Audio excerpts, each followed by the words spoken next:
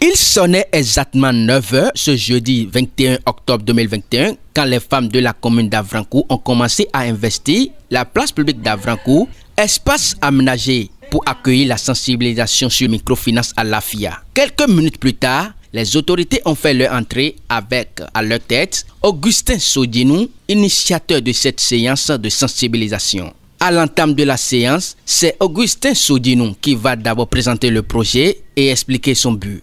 Pourquoi il y a des dés? En Hollywood, il y a un yonsier qui te fait. Et ne doit l'on a fait tout à jouer ton mec.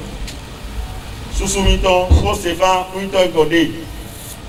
Sous-sous, l'autre chimiton, il est en train de faire mon quoi et des gens. Au galop au tir. Ni mon parole. J'avais essayé à le gommer, on va couper le fourmi, on va pas mon Dieu, ici, mon devoir, qui, mi do mon femme, mais sous des gars, quand on va ici, mi do c'est pas au grand des pâtés. Na, à son état, pour m'aider, ou à son écho, mi mon plan, mais là, il doit m'aider, au clair. Il est mon amour, il est mon expliquer des loyers bon.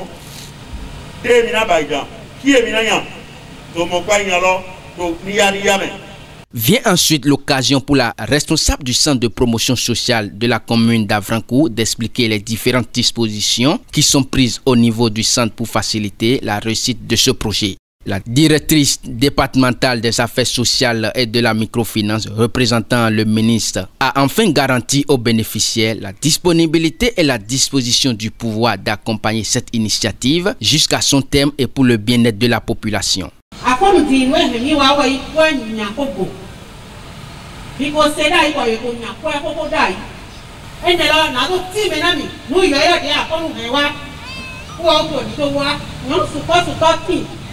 Comme à mon coup d'eau, dès lors on y do. Au divio, yet you are dana. Ni no me fo ete. Kwa de no nyada ye ma sai. Do polo e ma yi ni no me lo. Polo no so di no nya di tomba. On est convo. C'était également une occasion pour les responsables à divers niveaux des structures de microfinance qualifiées pour accompagner l'initiative, d'expliquer aux bénéficiaires de quelle manière la collaboration entre les autorités et les structures se fera. Mais pour que dire la FIA, il y a un projet gouvernement ton loco.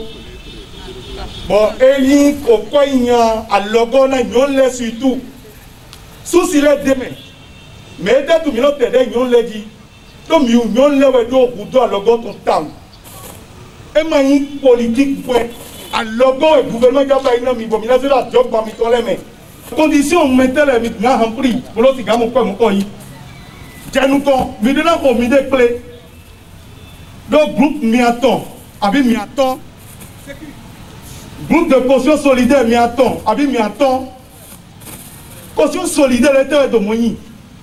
Mais nous, nous avons des projets qui sont partis là.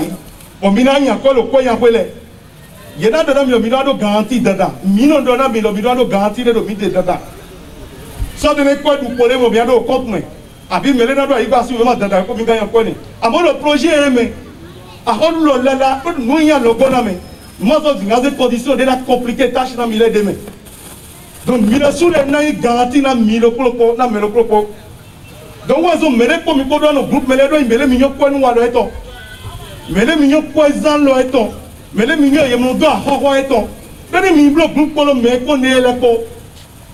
Bon, midi pour le pot. Nous avons mêlé pour le groupe, mêlé les tout possible, souci le mébier la roue. Les groupes m'attendent. Bon, mais n'était soit fait comme le pot, mais n'était soit qu'on est là que mi ne peut pas rôle. Bon, non, mais tout possible là sous m'attendant.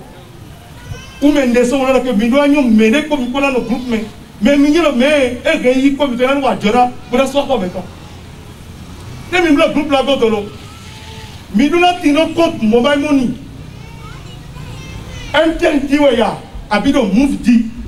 Mi doit le compte mobile money. Donc numéro dit pendant que ni comme mi tombe da et m'a donné à sous que c'est quand d'enterrer nous en simna et bien au vite que c'est quand d'enterrer nous en simna et au frère il m'a dit 4 numéros nous en simna numéro doit to ni comme mi tombe da sinon garder me bien mi vraiment de misi bon c'est le momito mais n'y a de mon de ton et gonflant de ton pièce mitongi problème noir.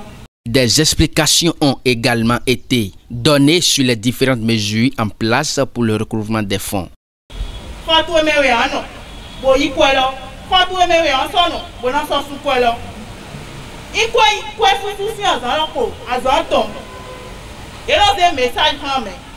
Mon portable dit, portable prenant n'y a matin y a un dit maintenant y a naoui.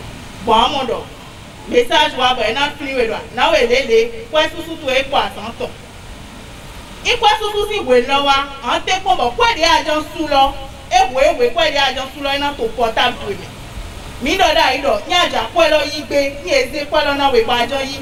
E ma besoin, an su akọ ebideji, fún ene conscient to de mi no su le ma besoin ene. Ayi kwa to e do mo e.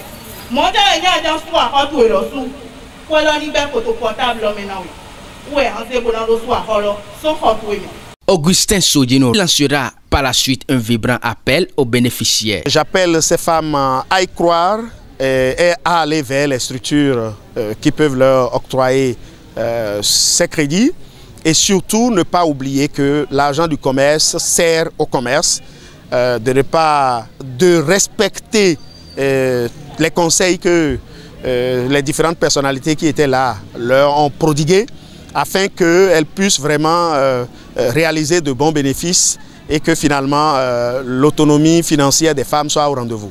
Le top ainsi donné, les femmes sont donc attendues pour jouir de ce projet microcrédit à la FIA.